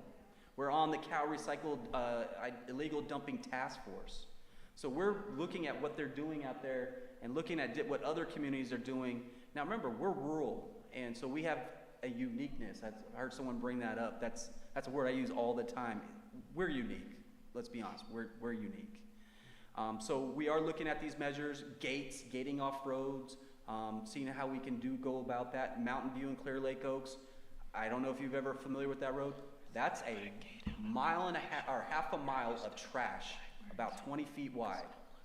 And and that, what it does is goes into a tributary, into a gully, which then goes into the lake. We've cleaned it up time and time again. Now we have to look to preventive measures. We need to block off the roads, put cameras. We've already set up game cams, so we are experimenting with that video image and seeing what we can do with that and try to make cases on that. So we're doing what we can. We're experimenting. We're spitballing new ideas, but we're on the same page as you. We can't have this. Thank you, Marcus. All right.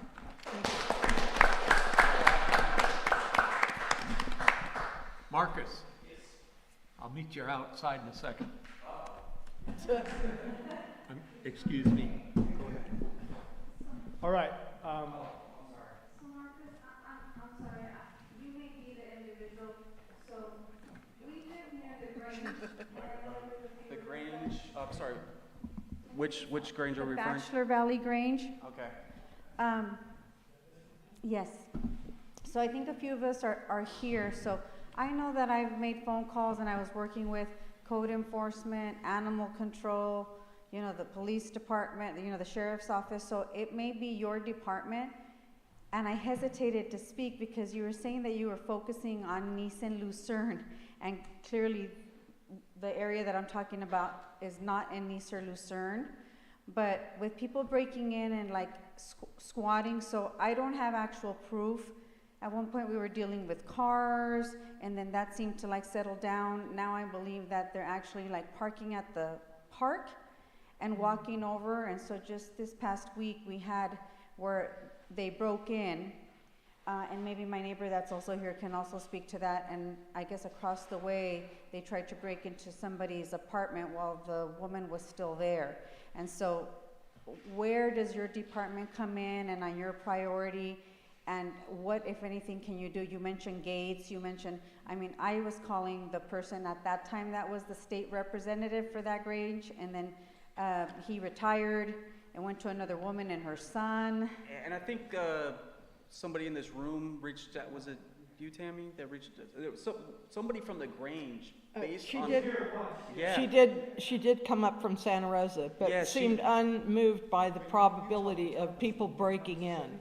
So I understood that she said it had to be vacant for 7 years before they could progress with doing something with the building. Okay, 7 years, that's a long time. So I'm gonna try the best I can to address your question. You had multiple issues within that question. So even though, the COPTER program, again, community-oriented policing targeted relief, goes from Blue Lakes all the way to Spring Valley.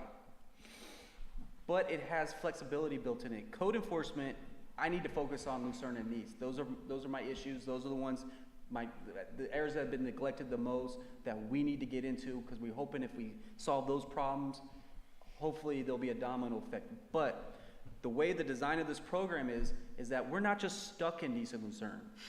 We have the ability to go to those areas where there are those major issues. The sheriff has 2 officers that are signed in this program. They can go from Blue Lakes, as they chase people out of Clear Lake Oaks, they could go to Lucerne and get them. As they chase them out of Lucerne, they can go to Blue Lakes and get them. So they need that flexibility. We, code enforcement, will stay in Nice and Lucerne primarily, but when the sheriffs need us to address it, so the law enforcement has a certain level, certain things that they can do. They're more immediate. They can handle things in an immediate thing. They can handle things criminally. They have more powers. Code enforcement can do more the longer term stuff, and we complement each other. It's a complementary system here. They do this, we do that. But if there is that issue in Blue Lakes, we will go with the sheriff. We will address that issue together as a cooperative effort. Now, and with code enforcement, people got to realize code enforcement doesn't operate in a vacuum. Code enforcement operates with, just like it's a community development department that we're under, we have a community department as well. We work with environmental health, we work with animal control. These are partners that we've built relationships with. Social services, APS, CWS, water resources. So when code enforcement comes, we're not just coming, it's not just us and the sheriff. We're bringing county resources and a cooperative effort to these issues to fully address them. I'm really of the mindset that you can't just short-term fix. These problems have been going on too long. We have to look to permanent resolutions, real resolutions that solve these issues. We can't just do a little bit here, go away, because they tend to fester and they become bigger problems. We need permanent solutions. Are you saying you're looking at more root causes of problems? No, we're looking to solve those root causes of problems and solve them on a permanent level. One example, did Lynn already leave? Lynn left? Yes. All right, Lynn had an issue with the property across from the post office in Nice. Yes. I'm pretty sure you're all familiar with it. Yes. We went in there. This one has actually a human element too. It's actually deeper than just code enforcement. So we went in there, 97-year-old man, bedridden, people that I don't know if he's letting them stay there because he needed the help or he just being taken advantage of. But we went in there, we talked to the gentleman, and we talked to the people outside, and we let them know all the issues they were creating. This part, they were having people come in with their RVs and live across the street as well. So after talking to that gentleman, we got his information, his family's information. We called his son. His son said, I don't really have a relationship with my dad. I said, you need to know what's going on over here. Brought him into the situation. The son, I guess they didn't have the best of relationships, came in, said, Dad, I'm taking you out of here. I'm putting you in my home. Then he took control of the property, evicted all those, knuckleheads, got them all out of there. And that's when the problem started to subside. And from what I'm hearing, the issue is not as major as it was. I think the son started cleaning up the yard too. So, for code enforcement, there's deeper things, and we have to look to, dynamic solutions to resolve this. And in this case, getting the son involved. So we repaired a relationship so he can have the last years with his father.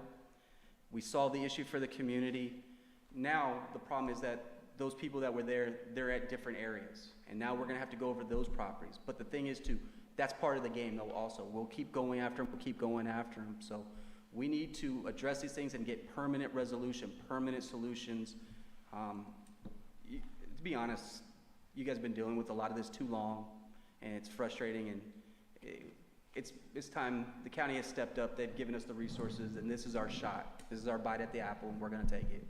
That was like in our meeting to develop copter. Marcus was there with the sheriff, and they're all used to me forwarding a lot of this and talking with them and catching them after the meeting when they do these abatements, post abatements, and things like that. And so the sheriff already identified that they knew Nice, Lucerne, North Shore. They said North Shore, but Nice, Lucerne is targeted. But the reason why they opened it up is because in the Roadmap Task Force in Clear Lake Oaks, those 4 individuals, code enforcement and the deputies, could not really necessarily leave that area. So they wanted to make sure that they had that opportunity this time. So it's not just like they're staying in Nice and Lucerne. They can go other places as well. So there was that element of it. And then also the goal is to potentially kind of build outwards so that there's all of these copter programs in different areas. So it was really, really refreshing for me to have that meeting, to hear all of them say that, especially in law enforcement, because I hadn't heard that for a while. So I was like, yes. So Marcus, just to clarify, hang on.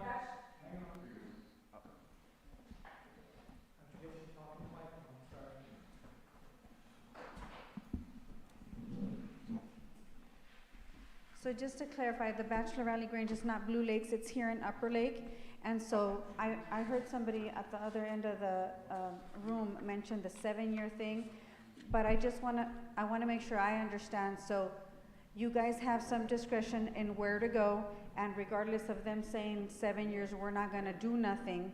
So that's the private owner of that property or the Grange community. The state. They The may state. wait 7 years. We're not waiting 7 years. So if they're still squatting, I live right behind, and my home was broken into in the fall, so me and my neighbor right next door are very close to that area.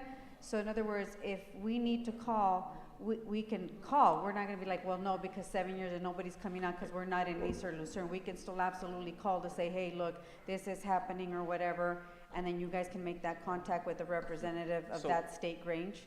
So this is what I'm saying. Yeah. 7 years is too long. We can't wait 7 years.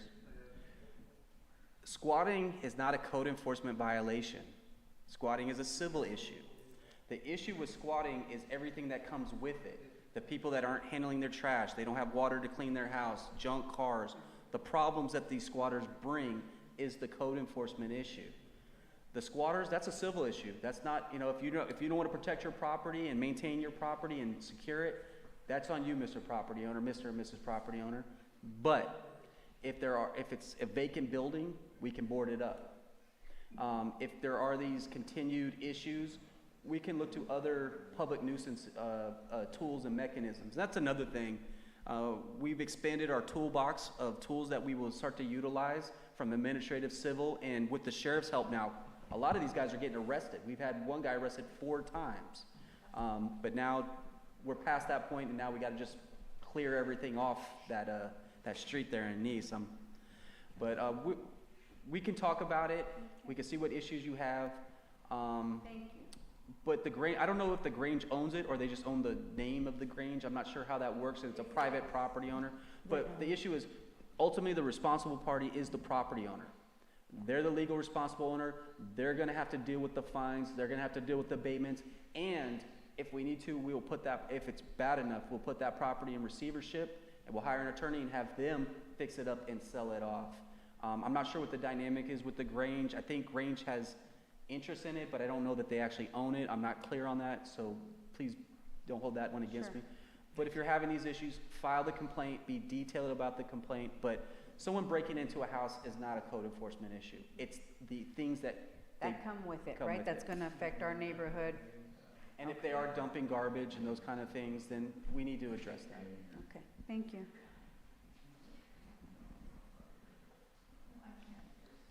All right, any more questions for Marcus? Except in the meeting, yes, right. I think that gentleman has a question. I guess the last questions aren't really last questions around here, right? My name is Robert Bell, and I'm new to the neighborhood. I moved in on 2017, and I live right next door to the Grange.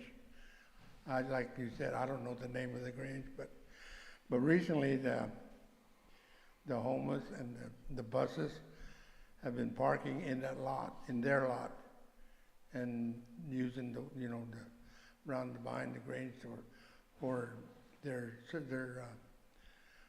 sewage. They go behind there and use it, and it bothers our dogs. But that's not it. The Grange has there's no upkeep.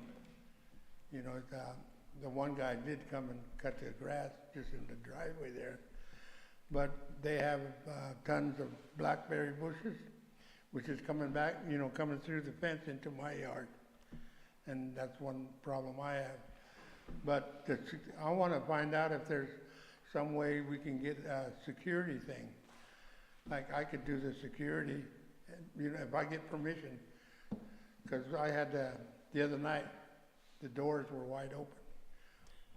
On the main doors, and it was wide open, and I had to figure out a way to lock it up so they can't.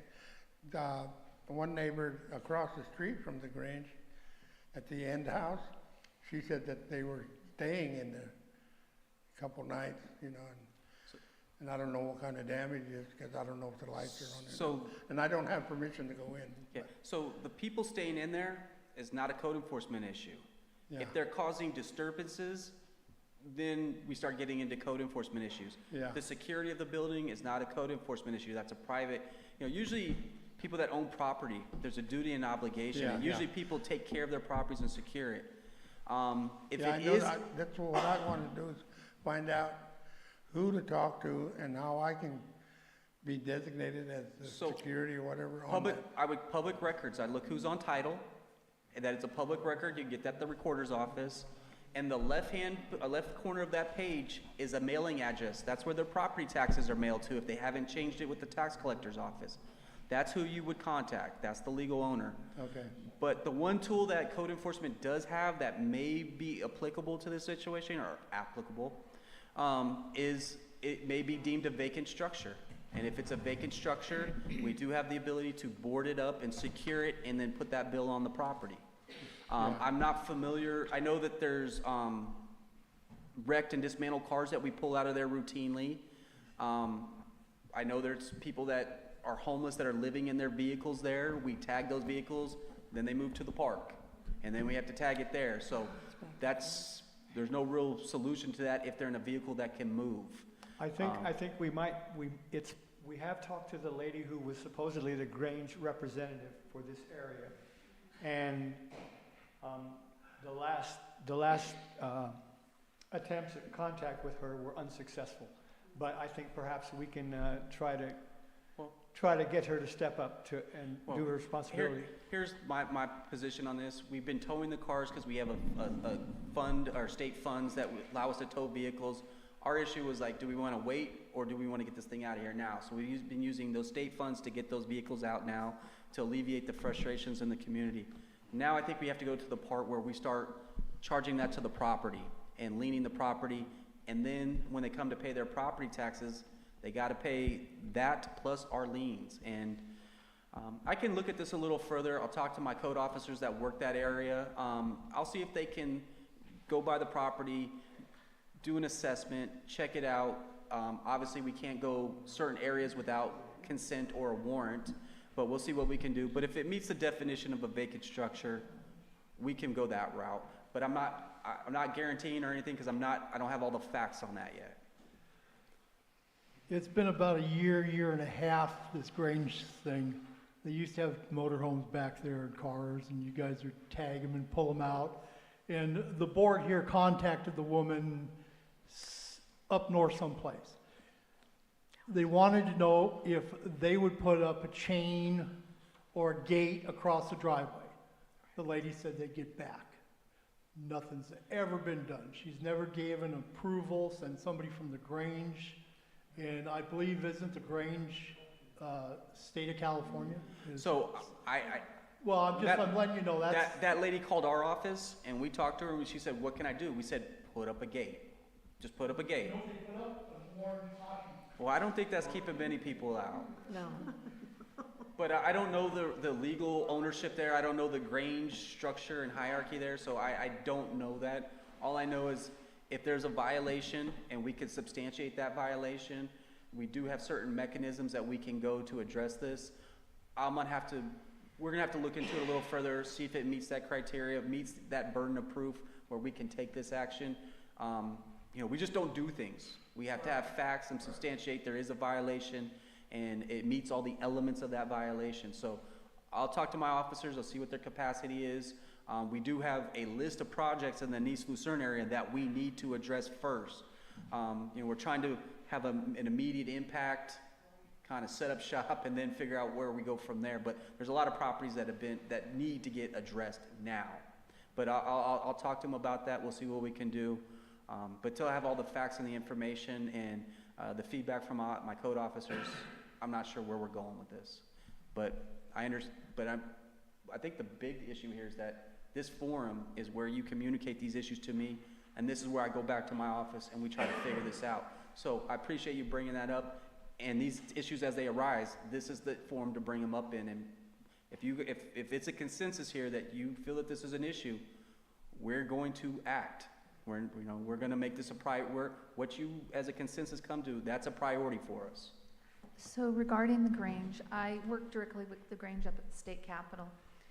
There's been a fracture in the executive council of the Grange, and there was a lawsuit of one family against the Grange. So the Grange people either had to sign on or not, and a lot of people just left the Grange. Remember, the Grange was originally established as not gleaners, but where people would take their agriculture and sell it at auction. And it was powerful when it first started, but it's unfortunately unraveling. And a lot of Granges just don't have anybody paying attention because of this fracture and lawsuit, unfortunately. So I'll share with you, some of my officers and the people in my department are from this area, and they remember the Grange being how you remember it. I was at the Clear Lake Grange on Tuesday. They're having barbecues and potlucks and parties and music over there. Seems like that's where you guys want this to be, but that's not a code enforcement issue, that's a community issue. I don't know how to address that, but I would like to see the Grange how you remember it, and not being this magnet for attraction of and social and public nuisances that it is. So, just a brief statement. A younger group of parents tried to reawaken the Grange, and they were going along. In fact, I donated to a door. I don't know if the door ever was put up, but again, the insurance was going quite sky high, and the interest was lost. So unfortunately, it's another kind of historical gathering spot for people that's no longer available. And that's sad. Yeah. All right. All right, if there's no more last questions. Oh, sorry. Oh, there is another last one. The very last, wait a minute, you gotta have the microphone. I don't have a business card on now, sorry. Yeah, I was just gonna say, if you have it, I'd love to have it so that I could share with you I have the name of the woman and her son, at least that was the last contact, but it sounds like she got a hold of you. A lady, a female called in, I don't remember her name, she claimed to have some involvement with this, so for me, it doesn't matter who she is. Right. That's great if she wants to do something positive, I'm all for that, but at the end of the day, if I have a violation, I'm gonna put the lien on the property, I'm gonna notify and go through the due process procedures with the legal owner of that property. Right. I don't know who the legal owner is, if it is the Grange. My understanding is sometimes there are private buildings that the Grange had just put their name on, and we're allowed to use it. I don't know. We have to determine that legal relationship or ownership, but right now, we're gonna do an assessment based on the consensus of this group here. It sounds like everybody wants us to address the Grange. We'll look at it for proper building code violations. We'll look at it from a vacant structure public nuisance perspective, and we'll go from there. The code does allow me to put up a gate. I have to be very diligent in what I do and be very responsible in how I spend your monies on this. So we're going to have to go through a vetting. I'll probably have to go through my director, my building official, to make sure we're making the proper decision here. But from what I'm getting from you and from a lot of other people in this room, it sounds like we need to address the issues at the Grange because it's affecting the surrounding community, and we're going to start that assessment. I'll speak to my officers tomorrow. We'll probably start the assessment sometime next week because they do have schedules and inspections already on the books. Right, the gentleman that was mentioning that section between the building and the back fences, I think is probably like the easement area, so, because we had even thought if we take our own money and put wood fences to block that off, because that is where they're going to the bathroom. I don't know what that road is. If it's an easement that is private property, you can't block someone's private property. Yeah. Also, if you block the easement, then there's an easement for someone to access their properties, and you would be barring them from getting to their properties. So we don't want to try to take an action that's going to cause more problems. I think we should be looking for solutions. I don't know what all those solutions are. I don't know that code enforcement can solve or provide all those solutions. This is probably something where you probably have to talk to this group here. You've got a very responsive and active, proactive supervisor in the room who I've known to be listening and wanting to hear these things and look for solutions. There may be other counties that have mechanisms that they can utilize to address this as well. And at the end of the day, given the effect on the community, we can probably look to civil actions. I don't know how practical that is, but there are tools. The law has given a lot of our county agencies tools. The issue is that this county has not been utilizing all those tools for a multitude of reasons. We have to start exercising the tools that the state has given us and use them to our benefit. Well, thank you so much for listening and for looking into it. Thank you. Appreciate it. All right. Everybody have a good night.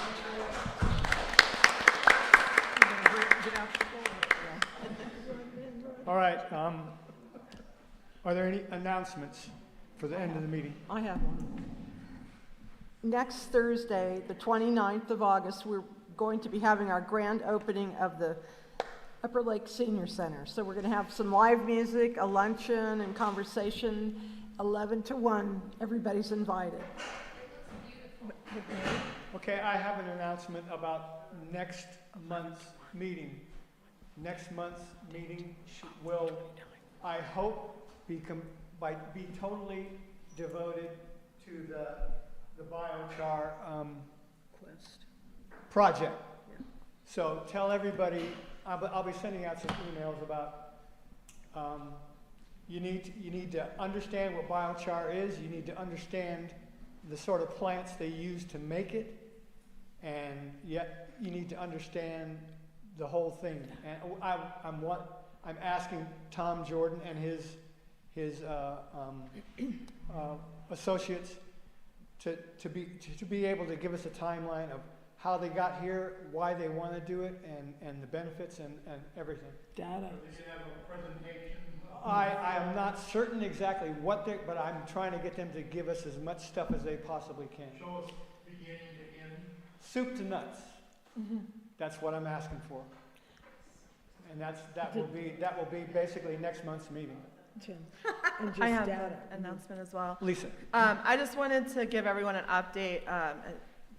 Accountability is important. So last month I reported to you all that Career Point was going to have a hiring event with marshals, and they were looking to hire 60 people.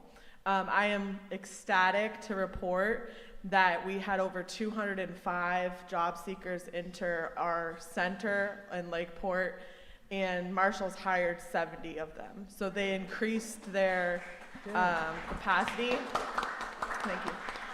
In addition, People Services, which is an organization that works with people with disabilities, they had a hiring event with us, 2 hiring events with us the last couple of weeks, and they hired 10 people. So here in North Shore, we hired 80 people this last month. So I just want to report that out to you. Good. Marshals it all started full-time, and then individuals got to select their packages. All of the positions with People Services were full-time benefited positions, and those benefits were astounding. Great.